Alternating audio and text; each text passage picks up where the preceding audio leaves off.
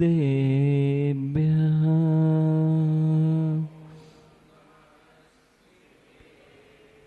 ॐ नमः सिद्धेभ्यः।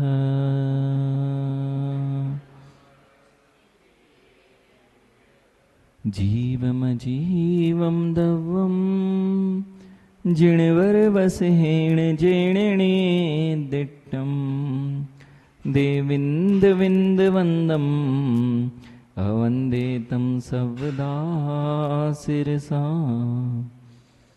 नमो अर्हन्ताणं नमो सिद्धाणं नमो आयर्याणं नमो अजायाणं नमो लोहे सवसाणम्।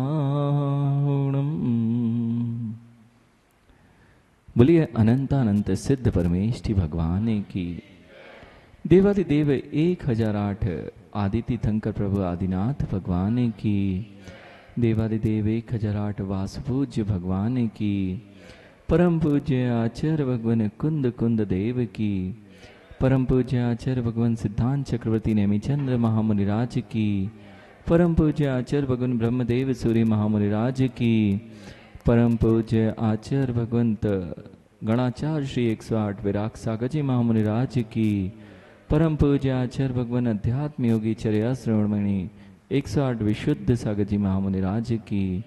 द्वादशांग जिनवाणी माता की।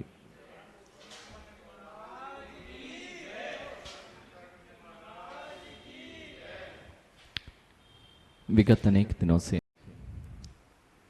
हम सभी इस महानतम वृहद्रथ संग्रह नामक ग्रंथ के अंतर्गत जगत की उन सभी विचित्रताओं को, जगत की उन विविधताओं को जानने के पश्चात उस जगत से कैसे पार पाया जाता है, इस बात को जानने का प्रयास कर रहे थे। किन भावों के साथ जीव इस संसार समुद्र को पार कर पाता है, वह कौन से परिणाम होते हैं जो जीव को इस भयंकर संसार से निकालकर सिद्ध अवस्था की ओर अग्रसर किया करते हैं।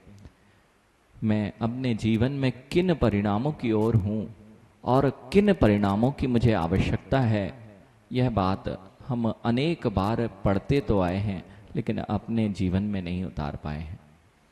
क्योंकि 12 भावनाओं का जो पाठ जीवन में करते आए हैं, वे 12 भावनाएं ही जगत से पार उतारने का साधन है। जितने भी जीव आज तक मुक्ति को प्राप्त हुए हैं, वे सारे के सारे जीव 12 भावनाओं का चिंतन अनुप्रेक्षा करके ही मुक्ति को प्राप्त हुए हैं। जब हमने यह भाव देख लिए कि वे भाव जो मैंने आज तक नहीं भाए हैं, ऐसे भावों को जब तक जीव नहीं भाता है तब तक इस भव से भवातीत नहीं हो सकता है। मैंने अनंत बार अनंत भावों को भाया, लेकिन किन भावों को नहीं भाया। अनंत बार प्रत्येक भाव भाए जा चुके हैं। प्रत्येक जीव अनादिकाल से है और अनादिकाल में कितनी बार आप इन्हीं परिणामों को जो राग द्वेष के हैं अनंत बार कर चुके हैं, किंतु परिणामों को अनंत बार करने के पश्चात भी वहीं पर रुचि जाती है जो करते आ रहे हैं। बार बार भोजन किया, भोजन पे रुचि गई। अभी सुबह किया, सुबह पेट भर गया, फिर शाम को भोजन की याद आ गई। और अच्छे अच्छे व्यंजन भी बनाए, बहुत अच्छा व्यंजन बनाया, अच्छा भी लगा, लेकिन फिर जिह्वा ने कहा फिर वही चाहिए। उस दिन तृप्त हो गए थे, लेकिन तृप्ति होती होती तो जीव जैसे मां सागर में नदियां मिलती जाएं, वह तृप्त हो जाएगा ना। सागर में कितनी भी नदियां मिलें उसकी पूर्ति हो जाएगी। सागर में नदियां मिलने पर जैसे पूर्ति नहीं होती, अग्नि में ईंधन देने पर अग्नि कभी शांत नहीं होती। अग्नि में ईंधन दिया जाए और अग्नि शांत हो जाए, ऐसे ही जीवन में 5 इंद्रिय विषयों की जो अग्नि लगी हुई है और मैं उन 5 इंद्रिय विषयों का ईंधन उसे देता रहूंगा, तो मेरे 5 इंद्रियों के प्रति आसक्ति के परिणाम कभी समाप्त नहीं होंगे। देखना, पांचों इंद्रियां सुनते हैं लेकिन उस पर विचार नहीं करते हैं। हर माँ स्पर्शन इंद्रिय से ही प्रारंभ करो। मुझे चाहिए बैठने के लिए अच्छी चीज, ओढ़ने के लिए अच्छी चीज, मुलायम होना चाहिए वस्त्र, कुछ गड़बड़ नहीं होना चाहिए, अनेक प्रकार के शीत उष्ण की बाधाएं ना लगे, तो ठंड आएगी तो गर्म वस्त्र चाहिए, जब गर्मी आएगी तो तन पर से वे वस्त्र जो ग्रीष्म का पता ही ना लगने दें, ऐसे वस्त्रों का ज्ञान, ऐसे वस्त्रों का प्रयोग करते हैं।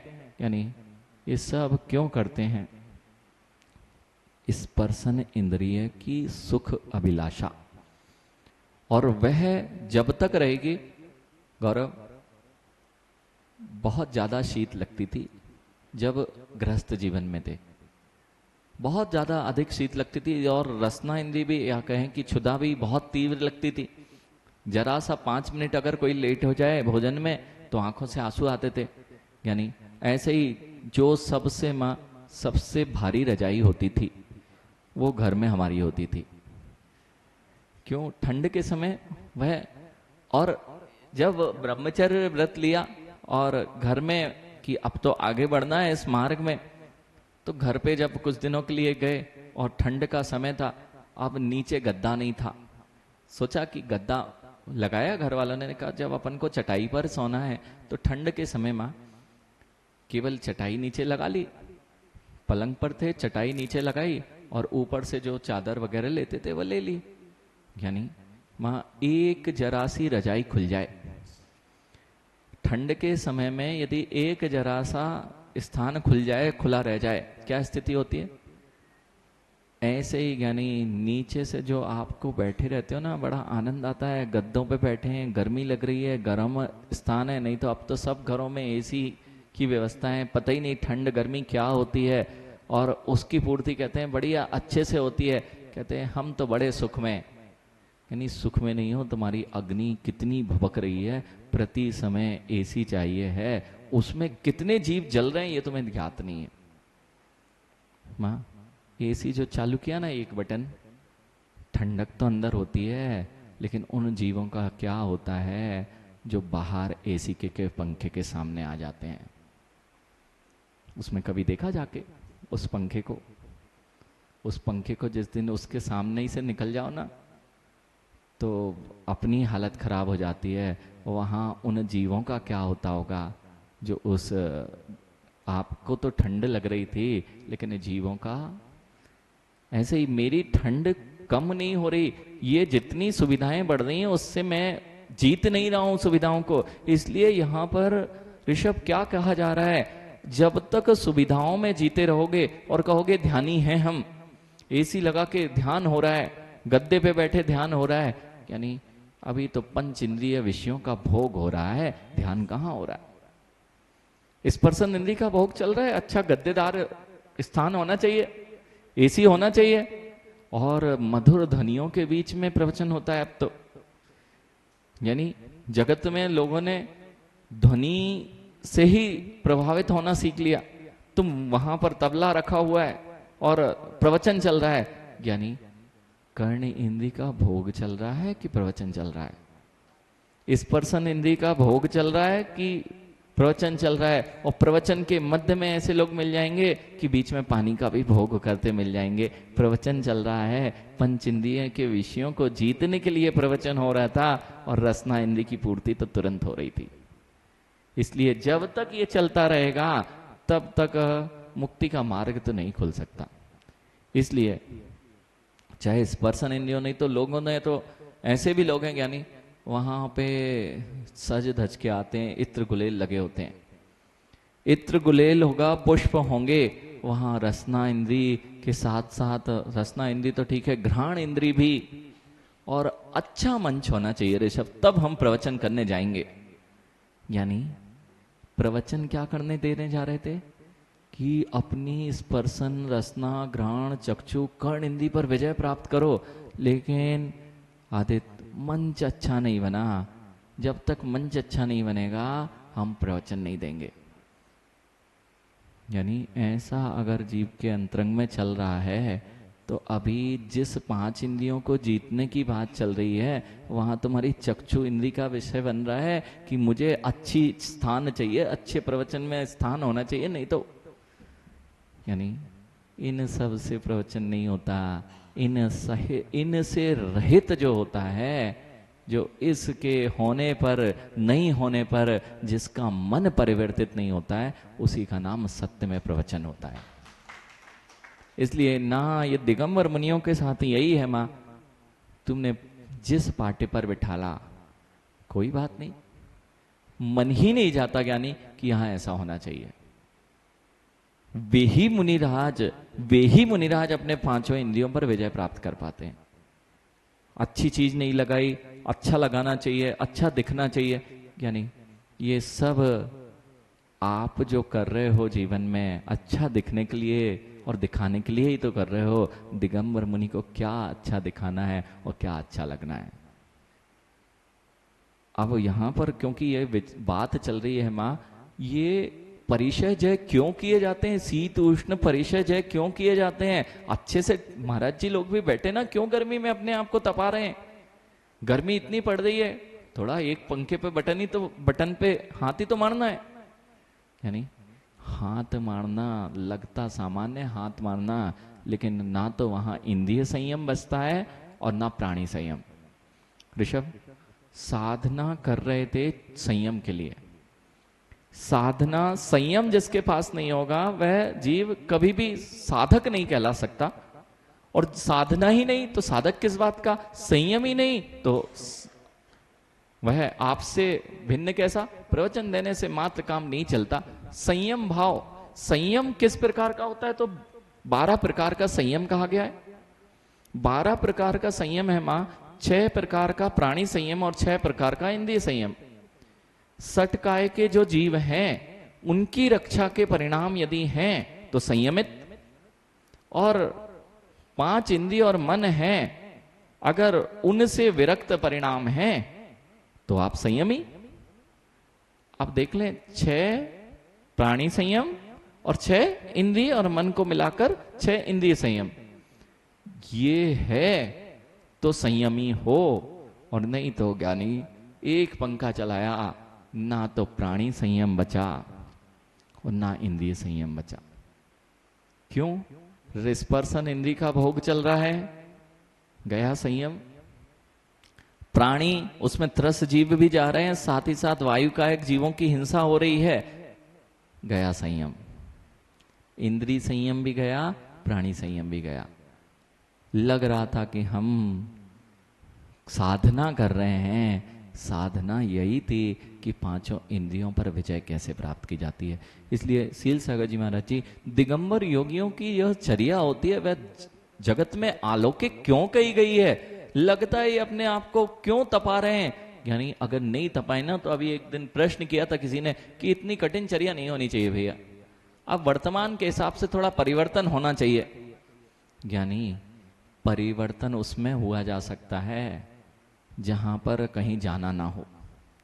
यहां तो लक्ष्य इतना बड़ा है। गौरव सीए हो ना, सीए की पढ़ाई वैसे ही है कि अभी कम, अब थोड़ा बुद्धि कम होती जाए तो सीए का एग्जाम निकल जाएगा ना।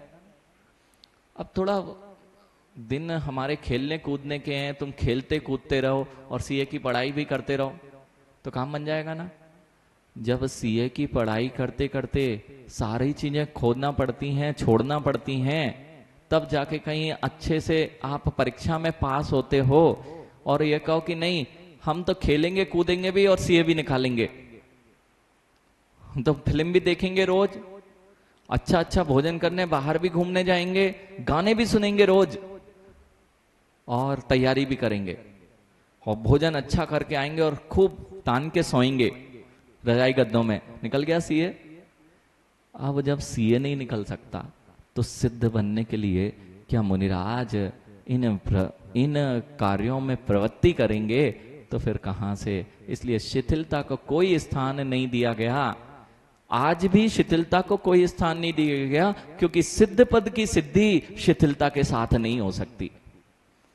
सिद्ध पद चाहिए जब छोटा सा परीक्षा को पास करने के लिए, सीए आईएएस बनने के लिए जीव को सब कुछ छोड़ना पड़ता है। जहां पे ये लोग रहते ना आईएएस वाले, माँ बच्चों के स्थान देख के आना, छोटा सा कमरा होता है, जो भोजन आ गया है वो भोजन कर लिया जाता है, कोई इच्छाएं नहीं कि ये घूमने का कोई काम नहीं कि कहीं घूमने जाना है, कोई भी काम घूमने का नहीं होता है।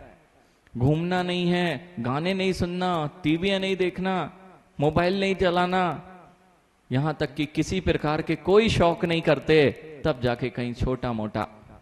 हाँ, आईएएस बनना कोई बड़ी बात नहीं है। हजारों घूम रहे हैं, हजारों क्या लाखों की संख्या होगी पूरे विदेश में, लाखों की संख्या होगी आईएएस ऑफिसर्स की। तो ये बनना बहुत बड़ी बात नहीं है। यानी जब इतना सा काम करने के लिए उसे ही सबसे जगत में बड़ा कहा जा रहा है, आईएएस एग्जाम को सबसे बड़ा कहते हैं, भैया ये निकल गया कि बहुत अच्छा है, अब तो लाइफ बन गई।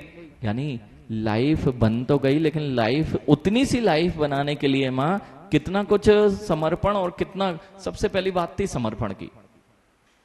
पहली बात, जिसको आईएएस एग्जाम लेना था उसके अंदर में समर्पण नहीं होता तो वह परीक्षा नहीं पास कर पाता। सबसे पहला स्थान होता है समर्पण का। समर्पण अकेले से काम नहीं चल रहा था, तो संयमित होकर लक्ष्य की ओर निरंतर बढ़ते रहना, तब जाके परीक्षा पास हुआ पाई। ऐसे ही मां सबसे पहले मोक्ष मार्ग में आवश्यक है समर्पण, उसी का नाम है सम्यक दर्शन। अभी हम समर्पित ही नहीं हुए,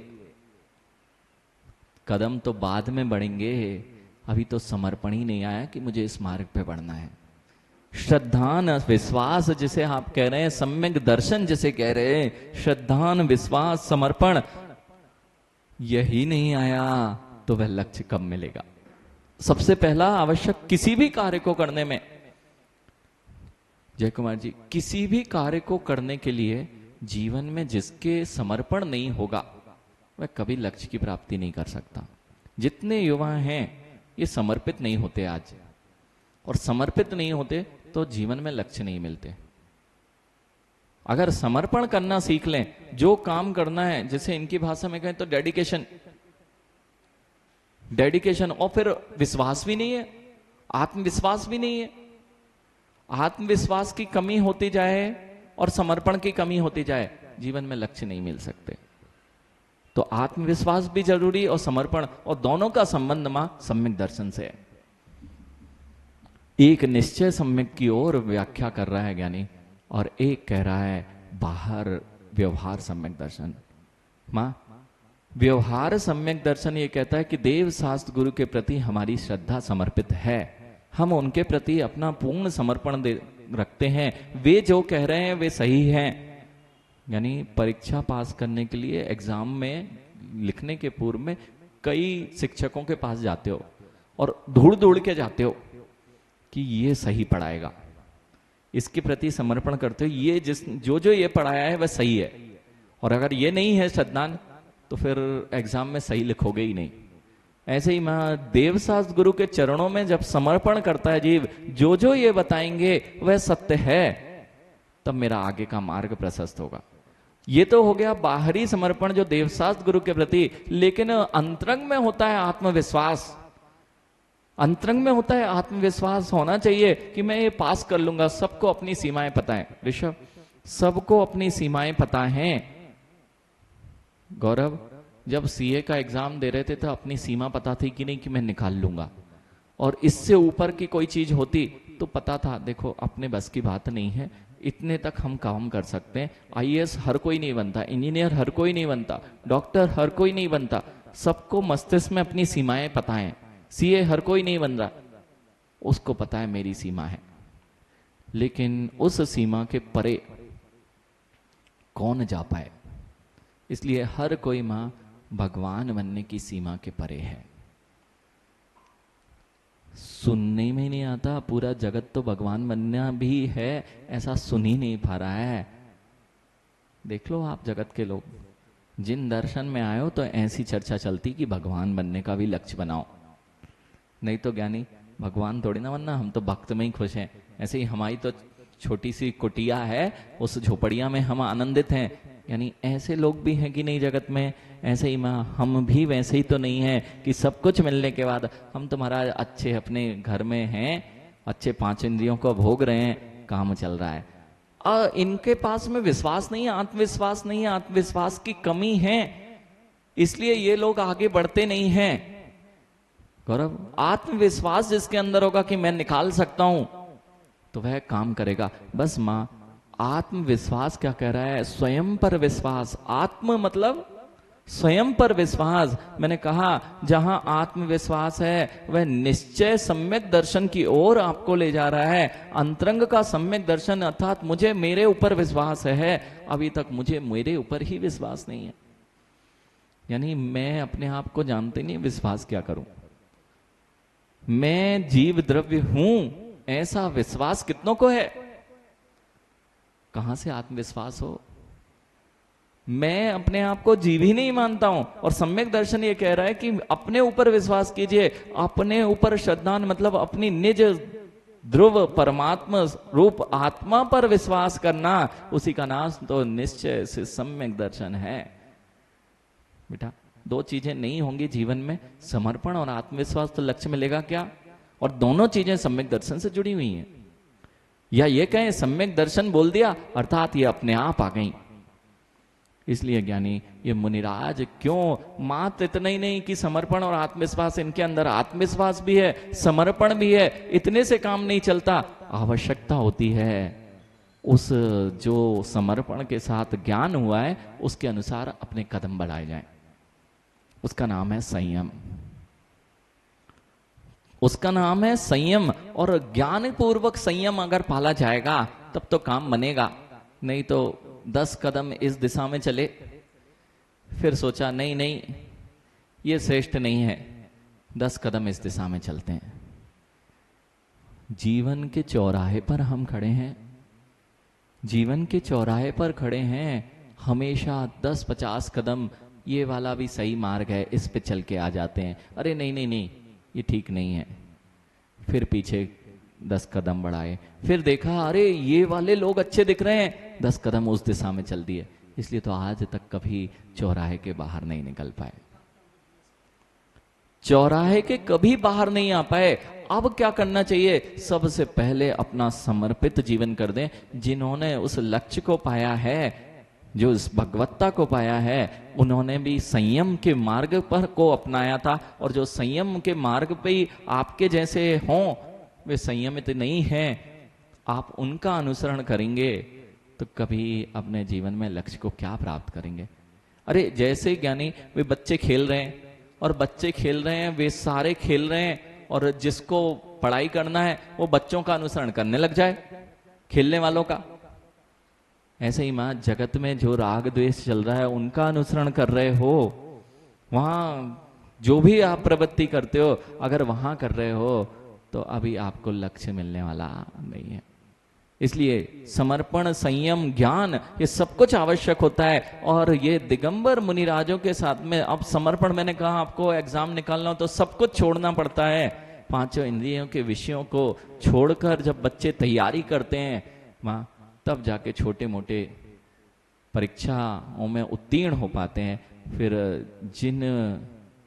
जिसकी तैयारी ये दिगंबर योगी किया करते हैं, वह तो जगत की सबसे बड़ी परीक्षा है, उस सिद्ध पद की परीक्षा के लिए चल रहे हैं। इनको पांचों इंद्रियों के विषय हमेशा के लिए क्यों छोड़ने पड़ते हैं? अगर इसमें लिप्त रहेंगे ज्ञानी तो कभी परीक्षा फल में उत्तीर्ण नहीं हो सकते।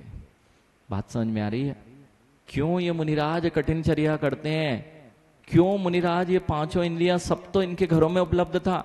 एक दिगंबर योगी है, किसी से आप बात करेंगे ना, एक दिगंबर योगी है, भाग के मुनि नहीं बन सकते। कई लोगों के मस्तिष्क में आजकल ये विचारधाराएं आने लगी हैं कि जीवन से भाग के मुनि बना गया, यानी जीवन से भाग के दिगंबरत्व धारण नहीं किया जा सकता। मां, दिगंबरत्व को धारण करने के लिए अंतरंग में अत्यंत अत्यंत निर्मलता, विशुद्धता चाहिए। और वह विशुद्धता साथ में दृढ़ संकल्प शक्ति चाहिए कि मैं जिस मार्ग पर जा रहा हूं वह दुनिया का सबसे कठिन मार्ग है। ये भागने वालों का मार्ग नहीं है। जो इस मार्ग से च्युत होते हैं वे जरूर भागे हुए हैं। लोग कहते हैं ना जीवन से भाग रहे हो इसलिए संयम धारण कर रहे, यानी लोग भाग के धारण कर सकते हैं अन्य संयम का मार्ग, अन्य स्थानों का मार्ग, लेकिन दिगंबरत्व भागने का मार्ग नहीं है। दिगंबरत्व तो महायोद्धाओं, महाभट्टारक और महावीरों का मार्ग है, सामान्य लोगों से देख भी नहीं पाते। यानी महायोद्धा जिस चीज से हारे हैं, महाभट्ट कोटि भट्ट यानी कोटि भट्ट जीव हुए जो जिनके आगे हजार हजार योद्धा हार मान जाते हैं, उन्हें कहते कोटि भट्ट। कोटि भट्ट अर्थात एक योद्धा खड़ा हो और हजार योद्धा सामने आ जाएं तो भी एक योद्धा भारी पड़ता है। ऐसे कोटि भट्ट योद्धा भी हारे हैं तो अपनी इंद्रियों से, अपनी वासनाओं से, यानी वे हार जाते हैं काम वासनाओं से। कई युद्धों में जिनको हराना मुश्किल था ना ज्ञानी, जिनको जिन राजाओं को कभी हराया नहीं जा सकता था, वे काम के वाण से मारे गए हैं। और जैसे ही काम का वाण मां, ऐसा होता है आदित्य ज्ञानी, जब जीव कुछ करने इतना सामर्थ्य था, इतना बल था कि कोई उसके सामने टिक नहीं सकता था, लेकिन काम बाण जब लगता है तो जीव अपना सुध बुद्ध खो देता है और धराशाही मिलता है। महायुद्ध में अगर पद्म पुराण आपने पढ़ा हो, पद्म पुराण यदि आपने पढ़ा हो, जैन धर्म में जो राम भगवान का चारित्र वर्णन किया है वह पद्म पुराण। वे राम कोई नहीं थे, उनका नाम पद्म ही था, मूल नाम पद्म ही है। वे बलराम थे। देखो जो बलराम और इनका जोड़ा हमेशा होता है, बलराम थे वे और नारायण और बलराम का जोड़ा हुआ करता है, नारायण और बलराम का जोड़ा हुआ करता है, ऐसा वे बलराम थे। उनका नाम क्या था? पद्म।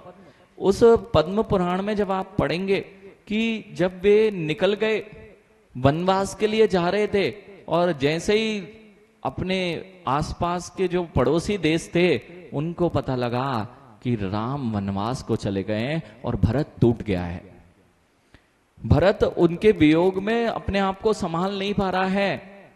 जब राम और लक्ष्मण दोनों निकल गए तो भरत की स्थिति बहुत ही दयनीय हो गई थी। वह अपने होश सुध बुद्ध सब खो बैठा था। लोग तो यही चाहते थे जैसे ही तुम अपनी सुध बुद्ध खो मैं तुम्हारे ऊपर आक्रमण करूं। मां, हमारे ऊपर भी आक्रमण ऐसे ही होते हैं। हम पांचों इंद्रियों में अपनी सुध बुद्ध खोए बैठे हैं, इसलिए कर्म शत्रु हम पर जीते बैठे हैं। कर्म शत्रु क्यों हम पर विजय प्राप्त किए हैं? हम पांचों इंद्रियों में लिप्त होकर अपनी सुध बुद्ध खोए बैठे हैं। ऐसे ही भरत था, वह अपनी सुध बुद्ध खो बैठा। वहां पड़ोसी देशों ने देखा कि भरत का राज्य, अयोध्या का राज्य, इससे अच्छा मौका नहीं मिलेगा कि अयोध्या पर विजय प्राप्त की जा सके। और यह बात गुप्तचर हुआ करते थे ज्ञानी। आज जैसे आपकी बड़ी बड़ी एजेंसियां हैं, पहले भी होती थी, आज भी हर देश की गुप्तचर शाखाएं बनी हुई हैं। ये पूर्व से चली आ रही परंपराएं हैं, आज की नहीं है। हर देश का अपना अपना एम्बेसी, और एम्बेसी में वे गुप्तचर भी हैं। एम्बेसी बना रखा है, वह ऑफिशियल है, वह आधिकारिक रूप से एम्बेसी होती है, वह सारी आधिकारिक, लेकिन हर देश में हर देश का एक गुप्तचर होता है। ऐसे ही गुप्तचरों से जब यह बात रामचंद्र जी को पता चली कि भरत पर आक्रमण करने वाला है पड़ोसी देश का राजा, और वह जानते थे कि उसकी सामर्थ्य बहुत अधिक है, अभी भरत उस स्थिति में नहीं है कि भरत उसके युद्ध का विरोध कर पाए और उसे जीत पाए। वह अपनी मानसिक स्थिति खोए बैठा है। वह अभी अपने मानसिक में सबसे ज्यादा अगर कोई आवश्यकता है तो शारीरिक स्थिति की आवश्यकता नहीं होती है, मानसिक स्थिति की आवश्यकता होती है। नहीं तो कोरोना में यानी अच्छे हट्टे खट्टे चले गए, लेकिन जो दुबले पतले भी थे, जिनके अंदर मानसिक बल था, वे आज भी हैं। माँ इसलिए शरीर की सामर्थ्य से कुछ नहीं होता है, मन की कितनी सामर्थ्य है वही आपको विजय दिलाती है। ऐसे ही जब रामचंद्र जी ने यह कहा कि वह भरत अभी मानसिक संतुलन खोए बैठा है, और जब तक मानसिक संतुलन खोए बैठा है और यह जो पड़ोसी देश का राजा है वह बहुत श्रेष्ठ है, उसके सामने कोई नहीं टिकने वाला, उसके सामने बड़े बड़े योद्धा भी नहीं टिकने वाले हैं। और इसने आक्रमण कर दिया तो अयोध्या से भरत का राज्य समाप्त हो जाएगा। ऐसी चिंता होते ही मां क्या किया जाए और भरत का राज्य कैसे बचे, यानी उस महायोद्धा को हराने का काम कैसे किया गया। मां वो राम और लक्ष्मण दो जन थे, ऐसे तो जाया नहीं जा सकता था उसके निवास पर, उसके महल में। यानी इन दोनों ने, सुंदर तो थे ही ज्ञानी राम और लक्ष्मण, नारायण और बलराम जहां हो वे सुंदर नहीं होंगे तो क्या सुंदर स्वरूप था। यानी और सारी कलाओं में निपुण हुआ करते हैं। जितना श्रेष्ठ व्यक्ति होगा ना, हर कला उसके अंदर स्वयं ही, और वह ऐसे ही थे।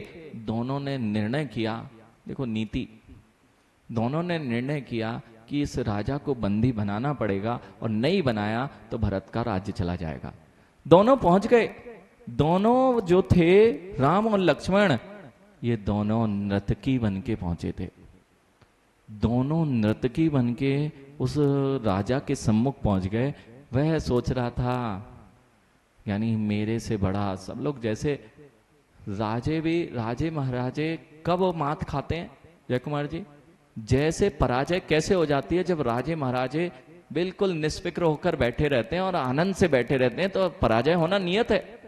वह भी ऐसे ही बैठा था और नर्तकी दो आई थी, और उन नर्तकियों का नाच देखते देखते धीरे धीरे वह इतना तल्लीन हुआ मां, कि वे राम और लक्ष्मण दोनों उसके पास पहुंच गए और उसके सिंहासन पर पहुंच गए। क्योंकि नर्तकी है वह काम बाणों से विध्वंस हो चुका था, और जैसे ही वहां पहुंचे उस राजा को दबोच लिया दोनों ने। मां ये हैं, जैसे वह सुध बुध खोए बैठ गया था राजा, ऐसे ही मैं भी पांचों इंद्रियों के विषयों में अपनी सुध बुध खोए बैठा हूं, इसलिए हमेशा शत्रुओं के नीचे दब जाता हूं। और इसलिए ऋषभ, इनको जीतने के लिए हमारी मानसिक स्थिति हमेशा प्रबल होनी चाहिए। मां जब भी परिस्थिति से मनः स्थिति नहीं मिलती, यानी मोहित परिस्थितियों में मनः स्थिति मिल जाए तो काम बन जाए। और जैसे ही परिस्थिति से मनः स्थिति का तालमेल बनना बंद हुआ, अब देखो जीवन में केवल दुख के अलावा कुछ नहीं बनता। मां समझ में आ रही है बात? परिस्थितियों में मनस्थिति ना बगड़े, गुस्सा नहीं आ सकता। परिस्थिति खराब हुई लेकिन मनस्थिति खराब ना हो तो गुस्सा नहीं आ सकता, क्योंकि परिस्थिति और मनस्थिति एक में एक नहीं हो पाती। इसलिए मैं क्रोधित होता हूं, इसलिए मैं मान करता हूं, इसलिए मैं अनेक प्रकार की कषाय करता हूं, मैं दूसरे को नीचा दिखाता हूं। क्यों? परिस्थितियां और मना स्थिति में तालमेल नहीं बना पाए। इसलिए दिगंबर योगी क्या किया जाता है, ये परास्त ना हो जाए कर्म की शत्रु की सेना। अगर मां आपके द्वार पर कोई शत्रु दल आके दरवाजा खटखटा रहा हो ऋषभ, और तुम आराम से पड़े सो रहे हो, सो सकते हो। अथवा मां आपके घर में अग्नि लग जाए और कहो कि अरे ठीक है अभी थोड़ा सो लेते हैं। अग्नि लग जाए तो सोते नहीं हो, द्वार पर शत्रु सेना खड़ी है, वह खटखटा रही है तो नींद नहीं आती है। यानी ऐसे ही दिगंबर योगियों को पता है कि द्वार पर 148 कर्मों की सेना खटखटा रही है, अगर मैं सो कैसे सकता हूं। इसलिए प्रति समय सचेत रहते हैं। प्रति समय सचेत होकर जीवन जीने का कोई नाम है, उसका नाम दिगंबर योगी है। मां परिस्थितियां और मनस्थिति में तालमेल बनाए नहीं पा रहे हैं, वही तो हार गए हैं। जैसे भरत, वह परिस्थिति से मनस्थिति को नहीं मिला पाया, इसलिए टूट चुका था। दिगंबर योगी किसी भी परिस्थिति में अपने आप की मन स्थिति खराब ना हो, इसलिए मां 22 परिचयों का सहन करते हैं। 22 परिचय जय की चर्चा चल रही है। 22 परिचय जय क्यों किए जाते हैं? ये क्या पागलपन है? हाँ, लोगों ने इसे पागलपन कह दिया कि ये गर्मी है तो इनको गर्मी सहन कर रहे, ठंड है तो ऐसे क्यों निकल रहे, ये पागल आदमी है। बिल्कुल सत्य, पागल ही है। यानी पागल हुए बिना देखना, जितने वैज्ञानिक होते ना, सीए साहब, वो वैज्ञानिकों को पागल कहा जाता है। जय कुमार जी, वैज्ञानिकों को लोग क्या कहते हैं? पागल कहते हैं, कि पागल आदमी है पूरा। अगर वे पागल ना हो ना तो दुनिया की छोटी मोटी खोजें ना कर पाए। और ये दिगंबर योगी अपनी साधना के प्रति उस पागलपन के साथ ना जिए तो यह सिद्ध पद को कैसे प्राप्त कर पाए। ना तो वो वैज्ञानिक को होश रहता है मोहित कि कब जाग रहा है, कब सो रहा है, कैसे बाल है, कुछ ज्ञात नहीं होता। मां, वैज्ञानिक को पागल कहते हैं, लेकिन होता कौन पागल है?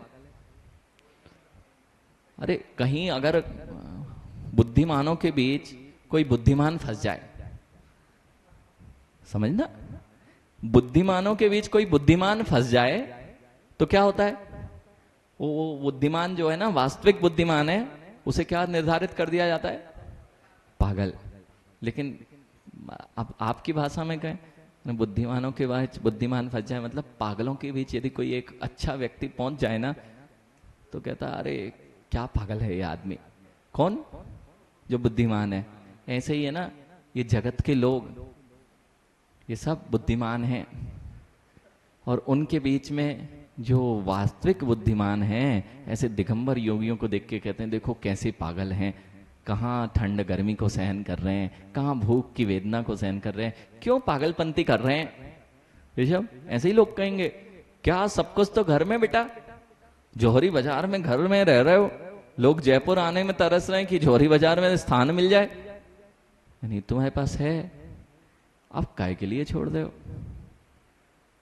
अब किस लिए छोड़ दे हो। क्या नहीं, यही समझना कि हम क्या कर रहे हैं। यही हो रहा कि नहीं? सब कुछ होने के बाद भी ज्ञानी सब कुछ कैसे छोड़ा जा सकता है? ये पागलपंती है क्या? ये पागलपंती नहीं है मां, इसी का नाम महाबुद्धि का प्रतीक है। तब जाके यह योगी अपने सारे वैभव को छोड़कर अपने 5 इंद्रियों पर विजय प्राप्त करने के लिए इन 22 परिसहों का सहन करते हैं। क्षुधा, तृषा, शीत, उष्ण, दंस, मशक। मां, परिस्थिति खराब हो सकती है लेकिन मन स्थिति नहीं बिगड़े। इसी का नाम तो साधना है, इसी का नाम तो समत्व भाव है, यानी इसी का नाम तो समता परिणाम है, इसी का नाम तो समभाव है। और जो पूर्ण रूप से समत्व को प्राप्त कर चुके हैं वे ही तो सिद्ध भगवान है, जिनको जीवन मरण में कोई फर्क नहीं, जिनको कनक और कांच में कोई फर्क नहीं, कांच हो या हीरा हो उनके लिए दोनों ही समान हैं। मां, ऐसी यदि किसी की दृष्टि है ना तो मात्र दिगंबर योगी की दृष्टि है। नहीं तो ज्ञानी प्रवचन करने के लिए भी अब तो पैसे लगते हैं, प्रवचन की गद्दी पर बैठने के लिए इतने का है, बड़े वाले पंडित जी आएंगे तो बड़ा टीका, बड़ा लिफाफा, भारी लिफाफा चाहिए। यानी अभी तुम जिसकी प्रवचन कर रहे हो उस प्रवचन में जीना बहुत कठिन है, और वह कब होगा जब मां ये 22 परिसह पर विजय प्राप्त हो जाएगी। किसी ने मां आज विचार कर लेते हैं, क्षुधा और तृषा की कल हमने बात की थी। सबसे ज्यादा हम कब पीड़ित होते हैं? जब भूख लगती है तो हम कुछ नहीं देखते। जितने भी अपराध हो रहे हैं ना, कहते हो आपकी भाषा में कहें मोहित, पेट का सवाल है महाराज जी, सुबह से ऑफिस जाना पड़ता है, पापी पेट का गौरव सवाल है इसलिए हमें ऑफिस खोलने जाना पड़ता है। अभी घड़ी दिख रही है महाराज, ऑफिस में कोई बैठा होगा तो दिक्कत हो जाएगी, पापी पेट का सवाल है। यानी ये पापी पेट ने सब कुछ गड़बड़ कराया। यानी पापी पेट ना होता ना तो सत्य बता रहे मां, अगर ये सत्य में पापी पेट नहीं होता ना तो एक दिगंबर योगी के तुम्हें दर्शन नहीं मिलने थे। आप नहीं समझे मोहित, ये पापी पेट है सत्य। अगर आहार करने की, उपवास करने की सामर्थ होती ना, यानी एक तुम्हारे नगरों में नहीं आ रहे थे, ना विवेक विहार में आ रहे थे, ना जयपुर में चतुर्मास कर रहे थे, फिर बैठते जंगल में मुनिराज और अपनी साधना करते और वहां से मुक्ति को प्राप्त कर लेते। पापी पेट का सवाल है। मां क्षुधा की वेदना ने ही दिगंबर मुनियों को यहां पर रहना पड़ता है। नहीं होना अगर रोज आहार ना करना पड़े। गौरव, पापी पेट का सवाल है ना? हाँ, समझ गए। देखो चेहरा पढ़ के ही समझ जाते। तुम उठने के पहले ही हमने बता दिया था कि पापी पेट का सवाल है घड़ी। बहुत बढ़िया, ठीक है। आप समझना ज्ञानी, क्यों क्षुधा परिचय को सहन करना पड़ता है। ये मुनिराज क्षुधा परिचय को क्यों सहन करते हैं ज्ञानी? परिस्थितियां बिगड़ जाएं, क्षुधा ने ही सारी परिस्थितियों को बिगाड़ा है। लोग भूखे रहते ना ज्ञानी, तो क्या करने, 5 रुपए के प्रति जीवों ने एक दूसरे के वध भी किए हैं। जगत में देख ही रहे हैं, 10-15 रुपए के पीछे वे चोरी करते मिलते हैं, फलों को उठाते मिलते हैं। क्यों? भूख लगी है। यानी यहां तो व्यंजन के व्यंजन, थाल के थाल भरे हैं, तो भी अपनी क्षुधा परिचय पर जय प्राप्त कर रहे हैं। अंतराय आ गया मां, पूरे थाल रखे रह गए और फिर जीत के आ गए कि देखो बेटा, तुमने तो दिखाई थाली ऋषभ अनेक अनेक व्यंजनों की, और मुनिराज गए थे कि आज तो 60 रस का त्याग है। मां, सब कुछ अच्छा लगता है। मोहित, जब आहार करा रहे थे तो आनंद आया कि नहीं? यानी जैसे एक दिन आहार कराया, श्रावक तो वही होता है जो बिना मुनि के हाथ पर ग्रास रखे अपने गले से निवाला नहीं निगलता है, वही श्रावक होता है। इसलिए आज मात्र नहीं, यहाँ पर कोई भी आए मां मुनिराज, सबसे पहले धन्यवाद है। ये पापी पेट नहीं होता ना ज्ञानी, तुम्हारे नगरों में कोई दर्शन नहीं हो रहे होते। हो भाग्य मानो कि ये मुनिराज तुम्हारे नगरों में रह रहे हैं। अब देखना, छोटा सा सुबह ज्ञानी वह थाल की थाल, आपको लगता है मुनिराज आहार ले रहे हैं, आपको लगता है मुनिराज कितना अच्छा ले रहे हैं। बेटा इन माँ से पूछना, माँ इतना सुंदर भोजन बनाया है आपने, बस थोड़ा नमक भूल गए थे, अच्छा लगेगा ना? अरे एक आध दिन नमक बिना खा के देखना। आदि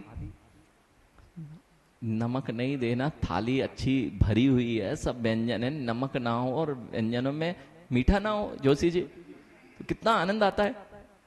तब देखना परिणामों से मिलना, तब परिणामों से मिलना। क्या बना के रख दिया है।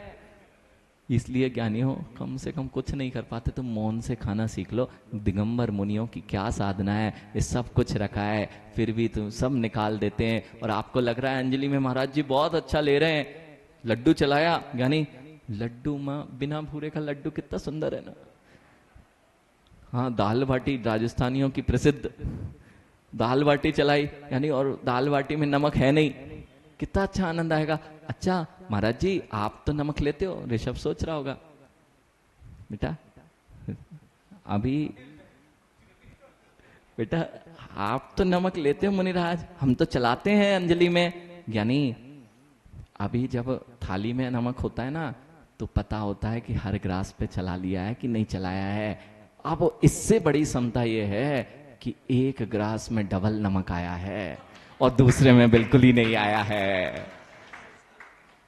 ज्ञानी अब समझो दिगंबर योगी दिख रहे हैं आहार लेते, महाराज जी अच्छा आहार हुआ ना, बहुत अच्छा हुआ। ये कभी नहीं कहते मां कि बहुत बुरा हुआ। क्यों? ये क्षुधा तृषा को विजय प्राप्त किए हैं, अपनी परिस्थितियां खराब होने पर भी मनस्थिति को खराब नहीं होने देते। इसी का नाम है क्षुधा तृषा परिसय जय। यानी इतना कई बार तो मां स्थितियां ऐसी ऐसी होती हैं, महाराज जी तेज पानी है, तेज पानी, आप हाथ जला के देखो फिर बताना कि ठंडा है कि गर्म है। हाँ ऋषभ, वो पकड़ रहा है, कह रहा है तेज है, महाराज जी बहुत तेज है, महाराज जी तेज है। तेज है तो महाराज जी क्या करें, तुम तो वही चला रहे हो, और जब गर्म लगेगा तो अंजलि छोड़ दे। और कह रहे हो महाराज जी तेज है, फिर भी महाराज जी तेज है, आप तेज मत हो जाना। ये है माँ दिगंबर योगियों की साधना। हर जगह गर्मी भी होगी तो ये नहीं कि गर्मी लग रही है हाहाकार मचा दी। ये जब तक नहीं होगा ना ज्ञानी, तब तक हम अपनी इंद्रियों पर विजय तभी प्राप्त कर पाएंगे जब हमारे मन पर विजय हो जाएगी। और मन स्थितियों को संभालने के लिए परिस्थितियों से घबराएं नहीं। इसलिए यह परिचय जय नामक जो परिचय जय नामक संवर की भावना में ये परिचय जय को रखा गया है। उसका मूल कारण है आपके भाव मलिन हुए, वहीं तुम्हारे आशव और बंध की प्रक्रिया चालू हो जाएगी। जब विपरीत परिस्थितियां भी आएंगी, कोई उपसर्ग करने भी खड़ा हुआ है, यानी कोई गाली देके चला गया, कोई बात नहीं। ऐसी भावना दिगंबर योगी के अंतरंग में ही होती है। बाकी नहीं तो ज्ञानी अब तो ये हो गया है, भी बैठे हैं यहाँ पे, उनके 4 बॉडीगार्ड खड़े हैं, ये हल्ला कर रहा है, देख ले जरा। यहाँ से बोल दिया कान में थोड़ा शांत करो, यानी और प्रवचन चल रहा था यहाँ पर कि सब पर दया करनी चाहिए। समाज में समाज की स्थितियां ऐसे ही होती जा रही माँ। अब देखना दिगंबर योगियों की साधना ये परिसज है। जिस दिन आप, मैंने कहा था आपसे कल ही ये बात कही थी, अभी आप दिगंबर योगियों की से परिचित नहीं हैं। जिस दिन आप दिगंबर योगियों से परिचित हो जाएंगे, उस दिन कहीं और भटक नहीं पाएंगे। यानी अभी परिचय नहीं है मुझे कैसी साधना होती है। ये तो शीत उष्ण, माँ क्या आनंद था बेटा, अभी बिहार करना हमारे साथ तो पता चलेगा। अभी बिहार नहीं किया, अभी तो घर में ही रह रहे। जयपुर में तो जब जाना है घर पे चले गए ऋषभ। वो सहारनपुर के वहाँ बिहार चल रहा था, मनीष से पूछना। यानी सारन आदित्य बेटा, अभी सब अच्छे अच्छे रूम मिल जाएंगे। अगर महाराज के सामने चले ना, बिहार करे और तुम चले, शावक भी चलता है देखो। और यानी हम लोग माँ आगरा से बिहार किए, अनुपम सागर जी और हम थे बेटा। आगरा से सहारनपुर तक का बिहार था, और जहां रुकते थे गर्मियों का बिहार था, मई और जून का बिहार चल रहा था। रोज सुबह 10-12 किलोमीटर, शाम को 10-12 किलोमीटर चलते। पूरा नीचे से माँ तवे पे चलना, और ऊपर से सूर्य की तपन और सामने से लपटों की तपन। ये दिगंबर योगी की साधना है। शीत उष्ण परिचय जय, ये भी होने पर जिनके मन में कभी खेद खिन्नता नहीं आती है, वह शीत उष्ण। अभी देखना, आपके यहाँ से निकले थे जयपुर से आचार्य भगवान ऋषभ, जब जयपुर से महावीर जी से आचार्य जी का बिहार हो रहा था, कितनी गर्मी थी ना, गर्मी थी, कितनी शीत की लहरें चल रही थी माँ। लोग घरों से निकल नहीं रहे थे, महीनों तक सूर्य नहीं आया था। उस समय दिगंबर योगी इस खुले तन के साथ में वे आचार्य भगवान तुम्हारे जयपुर के बाहर से निकल रहे थे। याद है?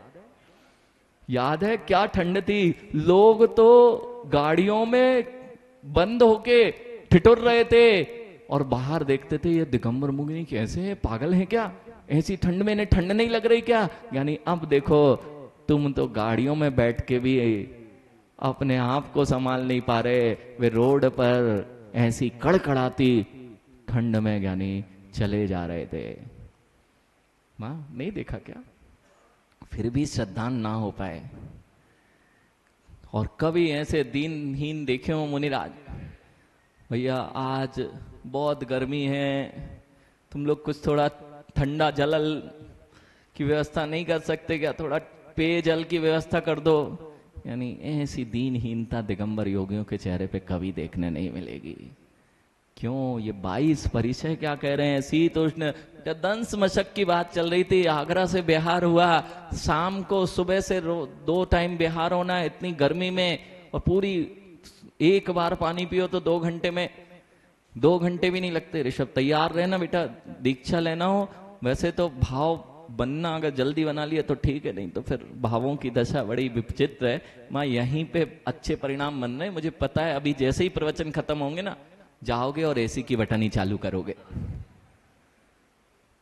बिल्कुल सत्य है। परिणामों को संभालना अपने बहुत कठिन काम है मोहित।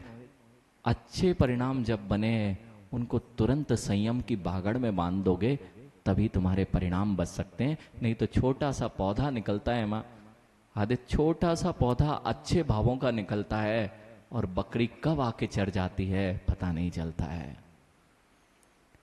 माँ 2 पत्तियां निकलती हैं छोटे से बीज से, ऐसे ही संयम के यदि भाव हुए, छोटे से नियम के लेने के भाव हुए, ये पंच इंद्रिय विषयों की बकरियां आके कब उसे चढ़ जाती हैं मुझे पता ही नहीं चलता। बेटा इसलिए संयम के भाव को सुरक्षित रखना है ना, तो शीघ्रता से नियम और संयम की बागड़ लगा के रखो। और ये नहीं लगाई ना, वो जो भाव है ना कब विलीन हो जाएंगे, क्योंकि बागड़ नहीं है तो चारों ओर वे पशु पक्षी वे पत्तियां खाने ही तो ढूंढ रहे हैं, और वे तुम्हें कब चबा जाएंगे तुम्हें पता ही नहीं चलेगा। दंश मशक, बेटा दंश मशक चल रहा था माँ सुबह से 2 घंटे में, क्या एक बार आहार लेके आए ना, यानी मंदिर तक आने में ओंठ सूख जाते हैं कई बार। आप इतना 24 घंटे में एक बार जल लिया, पानी लिया, पी के आए, और कंठ जब तक मंदिर आ पाए आपने तो खूब अच्छे से आहार भी अच्छे हुए, और अंतराय हो जाए तो भी विहार तो करना है। ज्ञानी मुनिराज की दीनहीन दशा नहीं होती, ये तो महावीर के वंशज हैं, महावीर जैसे ही चलते हैं। इतनी कठिन साधना माँ, इतनी कठिन साधना क्यों? यही साधना है, इनको सहना साधना नहीं है। ये तो सबके साथ आते हैं, लेकिन इनकी स्थिति में अपनी मना स्थिति को विकार नहीं लें, यह बड़ी साधना है। बेटा रात में जहां होते थे ना, मिलना आज मनीष से, जिस स्थान पर सोए लगभग 300-350 किलोमीटर का बिहार था, जितनी जगह सोए माँ, अगर शाम होती थी और हाथ पे बस 200-200 मच्छर होते थे। हाथ ऐसा करेंगे ना, अगर हाथ ऐसा उठा लिया ना, खेत थे पूरे, हरियाली का वह क्षेत्र है, और गर्मी में भी पूर्ण हरियाली होती है वहां पर, गन्ने की फसल होती है, खेतों में पानी पानी बहुत है वह क्षेत्रों में, तो बहुत मच्छर होते हैं। यानी अब विश्राम करना है, जैसे ही शाम हुई मच्छरों का आतंक चालू हुआ। अब ज्ञानी स्कूलों में है वह तपते हुए, चारों ओर से दिन भर से, ऊपर से टीन शेड वाले स्कूल हैं वो तप रहे हैं, उनकी खिड़कियां ठीक है, दरवाजे खिड़की लगाए, अब पंखे तो चलते नहीं, मुनिराज को पंखे चलना नहीं, सोना रात भर पसीना आ रहा है, और मच्छर अगर बाहर सोते हैं तो मच्छर नहीं सोने देंगे, और अंदर गर्मी है इतनी कि पसीना कभी बंद नहीं होता है। बेटा फिर भी अब क्या करें, कुछ नहीं करते, यानी यही तो उनकी परिचय जय की साधना है। कोई बात नहीं, इस सब दिन एक से, और सबके दिन, सब दिन एक से नहीं होते माँ, और सबके दिन, ये बात अगर सीख लें तो जीवन में कभी भी दुख नहीं आ पाएगा। डर सब तबेले में भी रुके, और एक बार तो ऐसा हुआ, ठंड के दिन थे, ठंड के दिन थे माँ, और जबलपुर की तरफ पूरा संघ श्री संघ विहार कर रहा था, वो कोई स्थान नहीं था रास्ते में रुकने के लिए, तो जहाँ भैंसें बनती है ना, उन भैंसों को बाहर किया गया था, वही स्थान मिला था रात्रि में, और ठंड की रात्रि उसमें पॉलीथीन वगैरह से थोड़ा सा कवर कर दिया गया। बेचारी भैंसें बाहर थी, उनकी सुगंध अंदर थी, और हम लोग पाटे वहीं थे। फिर भी मन में कभी तो राजकुमार जी जैसे ये महल बना रखे हैं आपने, वहां पर सोने मिलता है, तो कभी वो भैंसों का स्थान होता है, वहां भी नींद रात गुजारनी पड़ती है। तो शील सागर जी, कभी शमशान भूमियों पर भी सोना पड़ता है, जहां राख जली होती है वहां भी सोते हैं, फिर भी मन में किसी के प्रकार के संकल्प विकल्प नहीं होते हैं, ये होते हैं दिगंबर योगी। मन स्थिति को संभालने के लिए परिचय होते हैं। मैंने कल आपसे या परसों आपसे बात की थी, सेना तैयारी करती है, कितना कष्ट सहलाती है, एक भी दिन युद्ध नहीं होता, लेकिन तैयारी पूरे जीवन पर्यंत करनी पड़ती है। सुबह से उठना है, 3 बजे से दौड़ लगाना है, उनको भोजन हाथ के बल चलना है, अनेक विषम परिस्थितियों को सहने की तैयारी की जाती है। ऐसे ही जो परिचय जय हुए, परिचयों को जीतने की ये जो तैयारी है, ये वास्तविकता में जब युद्ध होता है तब कहीं पराजय ना हो जाए, इसलिए मुनिराज 22 परिचयों पर जय प्राप्त करते हैं। नग्नता, नग्नता परिचय है। लोग देख के विभिन्न प्रकार के शब्द बोल के चले जाएंगे, फिर भी मन में विकल्प नहीं आना।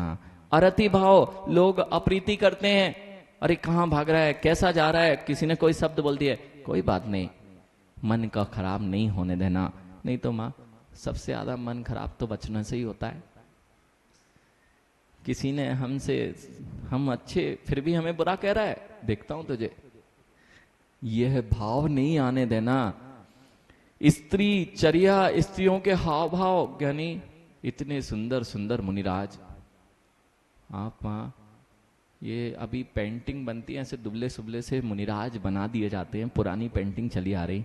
ज्ञानी जो नारायण हो, जो चक्रवर्ती हो, उनके शरीर और कितने बलिष्ठ शरीर होंगे, वज्र विषम नाराज सैनन के धारी, और कितना सार्वांग सुंदर शरीर होता होगा।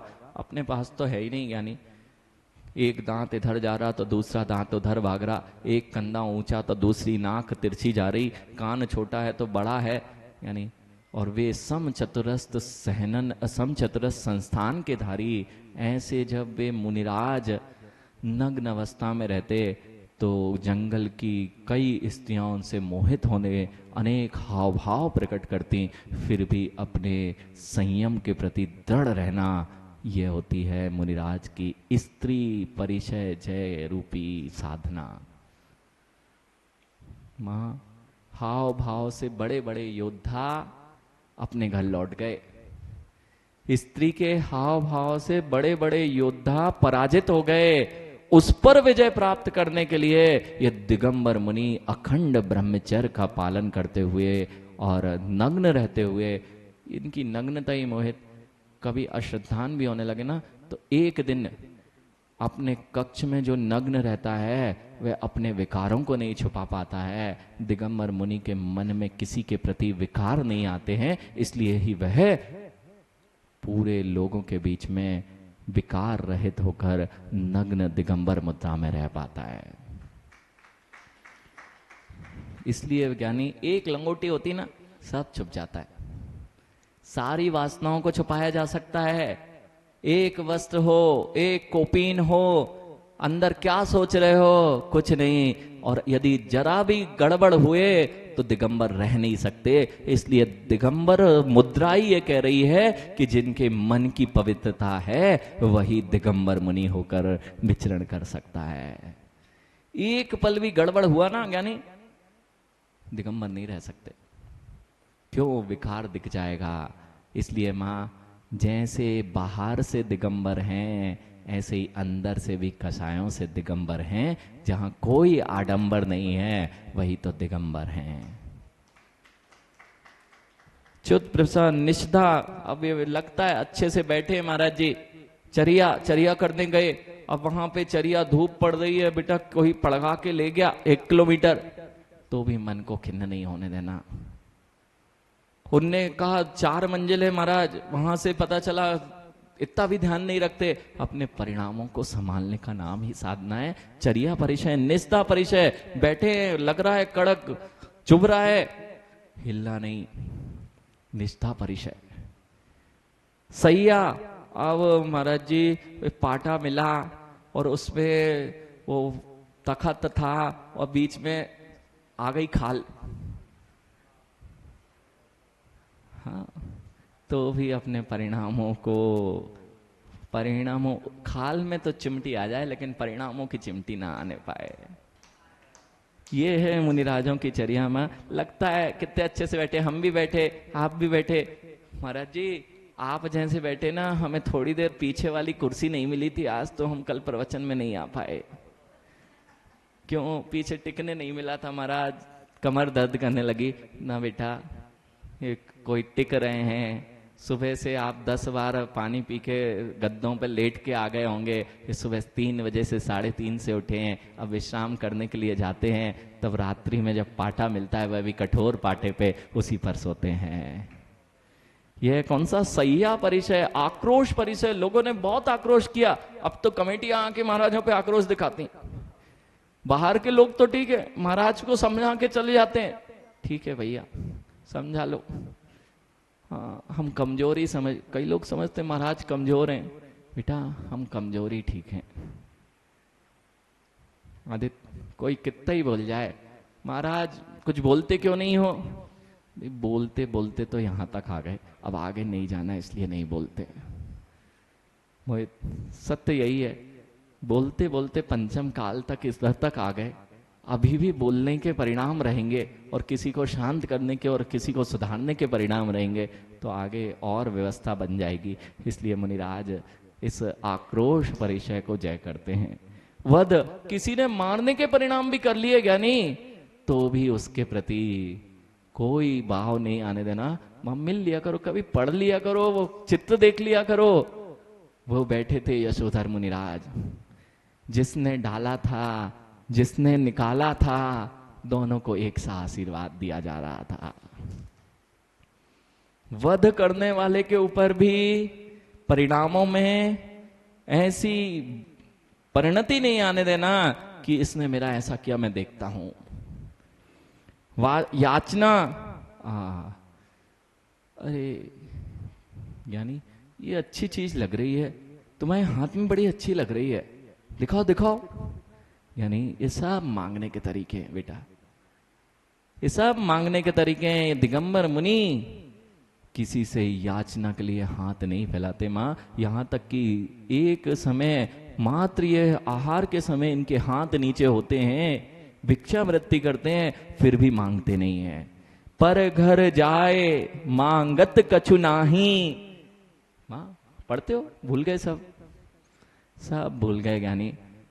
ये विनतियां कितनी महिमा गाती थी महाराज जी। पर घर जाए मांगत कछु नाही। मां ऐसी पराधीन चर्या होने पर भी पूर्ण स्वाधीन। यानी ज्यादा देर नहीं दिया ना ऋषभ, तो यह दिगंबर मुद्रा है, ये गुस्से की मुद्रा नहीं है कि वे दे नहीं रहे थे तो छोड़ के आ गए। वहां पर आपका काम बिगड़ गया है। माँ महाराज जी, गुस्से में छोड़ना अंजलि दो तरह से छोड़ी जा सकती है। एक तो माँ अंजलि दे रहे थे, अब देर हो गई और छोड़ दी, ये जला ही नहीं रहे थे, क्या करते हम खड़े होके, ऐसे भाव आके छोड़ दिया। और दूसरा था, अरे मैं कब तक दूसरे के आगे हाथ फैलाऊंगा, ये महावीर की मुद्रा है। 9 बार नमोकार मंत्र का उच्चारण हुआ, हाथ पे कुछ नहीं आया, तो शांति से दिगंबर मुनि अपनी अंजलि छोड़ के बैठ गए। हाँ ज्ञानी ला रहे हैं, ऑर्डर गया है, तुम बैठो इंतजार करो, जैसे आप लोग करते ना होटलों में, आधा घंटा बैठे हैं मांगने, ला रहा है भैया पैसे देने के बाद भी, यानी ऐसा ऑर्डर गया महाराज रुको पानी आ रहा है तुम खड़े रहो। यानी तुम्हारा पानी आए या ना आए, यह महावीर की मुद्रा किसी के आगे हाथ फैला के खड़ी नहीं होती। देने के लिए तरसो तब अंजलि खुलती है। यानी देने के लिए तुम तरसते हो, लेने के लिए नहीं तरसते। इसलिए माँ ये व्यवस्थाओं में आहार नहीं करते, और किसी दिन अगर व्यवस्थाओं में तुमने बांधना चालू कर दिया, और किसी एक दिन एक मुनिराज ने कठिन विधि ले ली कि 2 ही चौके लगेंगे, बस फिर पूरी समाज रोटी मिलती है।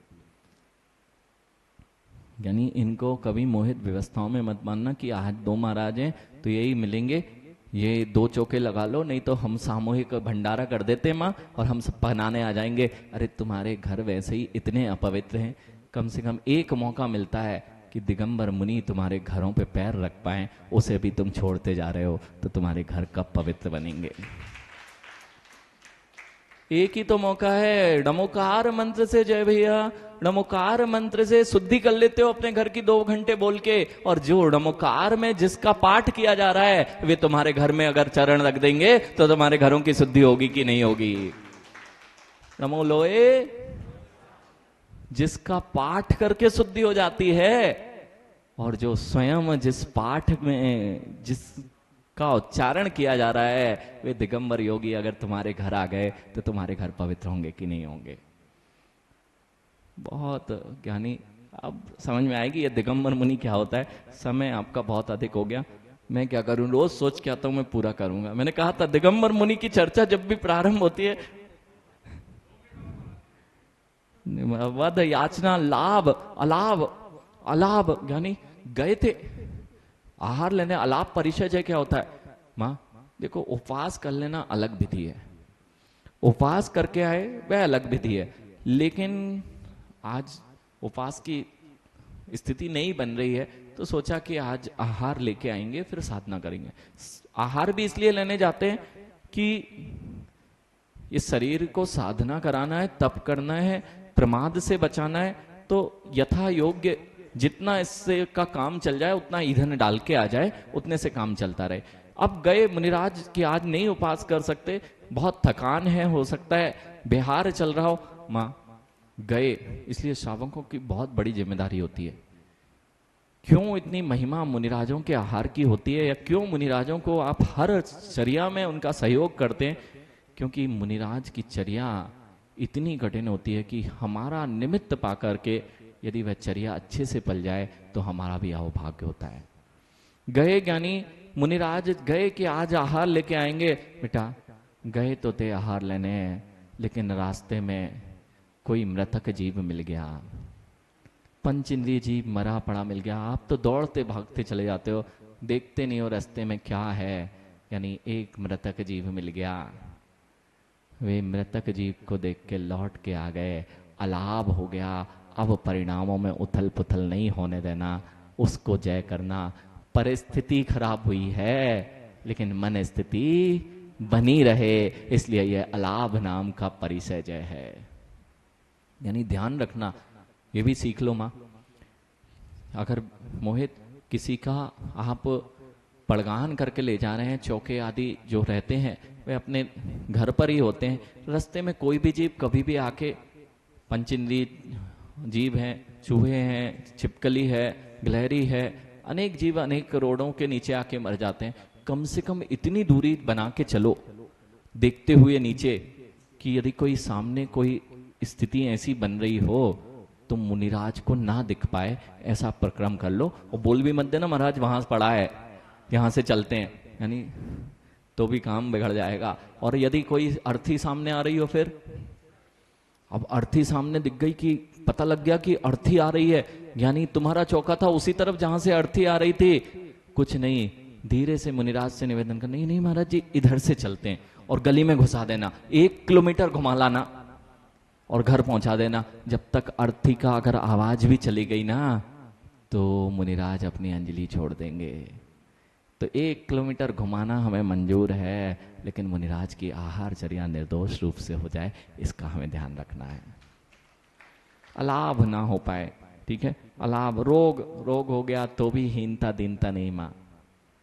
हाँ ठीक है, कर्मोदय है, तीव्र कर्म बांधे थे, इसलिए चाहे मुनि बनने के बाद भी रोगों को वह कम होके आ रहे हैं, लेकिन अपनी वेदना तो वे वेदना के रूप में ही देते हैं। फिर भी मन में किसी भी प्रकार की संक्लेशता को नहीं आने देना, इसी का नाम है दिगंबर मुनि की साधना। आप सुनो, अब आनंद आता बेटा, रोंगटे खड़े होते हैं। जिस दिन आप अंतरंग को छू लेंगे ना, आपको आए या ना आए, मुझे तो कई बार यानी जब ऐसी चर्या का वर्णन सुनते हैं तो पूरे हृदय में जो कहते हैं ना, रोम रोम रोमांच होने लगता है। आपको यदि पता हो मोहित, नरेंद्र मोदी प्रथम बार प्रधानमंत्री बना था, जब वह संसद की सीढ़ियां चढ़ रहा था तब उसके आंखों में आंसू थे, और ये बोला था उसने, आप भूल गए हो, लेकिन उसने ये बोला था कि जिस प्रधानमंत्री पद को बड़े बड़े सरदार वल्लभ भाई पटेल आदि जैसे लोगों ने शोभायमान किया हो, आज मैं कैसे उस पद को प्राप्त कर गया हूँ, इसलिए मेरे आंखों में से आंसू हैं। ऐसे ही माँ, जिस दिगंबर मुद्रा को आदिनाथ भगवान ने धारण किया हो, जिस दिगंबर मुद्रा को महावीर भगवान ने धारण किया हो, ऐसे हम जैसों को वह दिगंबर मुद्रा प्राप्त हो गई हो तो रोमांच तो होगा ही होगा। रोम रोम पुलकित होता है ज्ञानी। कहाँ अरहंत सिद्ध पद की वह मुद्रा, और कहाँ पंचम काल में भी उस मुद्रा के अधिकारी हम। बस ज्ञानी जैसे अभी सबके भाव ऐसे हो रहे ना, वहाँ सोचो आपके नगर में ही वो आज सुबह गए थे राजेश भैया के यहाँ, उनके पिताजी। अभी तो 2 दिन आपके आए ना मोहित, तो हमारे महाराज जी हो जाते। जय भैया, अगर 2 दिन यहाँ रुके तो अगर इंदौर आप पहुंचेंगे, इंदौर अपना जीवन सफल करना हो माँ, तो इंदौर अवश्य पहुंचना। क्यों? 400 पिछी एक साथ, 500 पिछी एक साथ क्या होती हैं। ऐसा जब इंदौर में कार्यक्रम होगा तब देखना कैसा होता है ज्ञानी, ऐसे परिणाम कैसे होते हैं वे। तो जब अभी ये स्थिति है यानी, अब अगर हम वहां मिल गए आपको मोहित, तो क्या कहोगे? देखो हमारे महाराज जी, वो है अपने महाराज जी। ऋषभ 2 दिन रहे आपके यहाँ, जयपुर में 4 महीने रह के गए, तो क्या कहेंगे? वो रहे अपने महाराज जी। जब अपने महाराज जी तुम्हारे नगर में आए, तुम्हारे विवेक विहार में आए, तो अपने महाराज जी हो गए। माँ, उन लोगों से मिलना, उन माँ से मिलना जिसके बेटे ही महाराज जी बन जाते हैं ऋषभ। उस माँ का हृदय क्या कहता होगा। जब हमारे यहाँ 2 दिन रह गए तो हमारे महाराज जी, और जिनके घरों में मुनि हो गए, वे संजय भैया आज लेके गए थे अपने पिताजी, जिनके उनके यहाँ चैत्यालय था। किसी के घर और किसी निमित्त से नहीं जाते, लेकिन उनके यहाँ चैत्यालय था, तो चैत्यालय के दर्शन करने गए थे। यानी उस बेटे से अथवा उस माता पिता से मिलो जिनके घर में कोई ना कोई मुनिराज हुआ करते हैं। ऐसे परम आनंद, यानी जब मात्र, और जैन कुलों में जन्मे हो, हमारे मुनिराज जैन कुल में जन्मे हो ना, इसलिए इतने दम से कहते हो हमारे मुनिराज ऐसे हैं। और कोई अगर इनकी साधना की बड़ाई कर रहा हो, फिर देखो क्या सीना फूलता है।